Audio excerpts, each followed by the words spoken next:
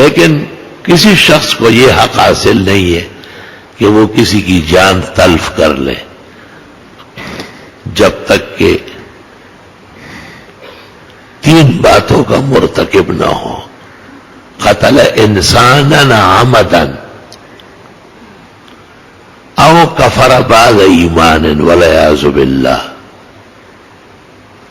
او ارتد من الایمان، یا تو اس نے کسی انسان کو قتل کیا ہو اور قاضی کی قضا اور شریعت اس کو واجب القتل کہے، اور یا اس نے اسلام کو چھوڑ دیا ہو، مرتد جسے کہتے ہیں، اور زنا بعد احسان ہے،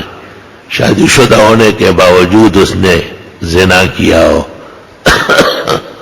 تو شریعت قاضی کو کہے گی کہ وہ اس کو سزائے موت سنائے.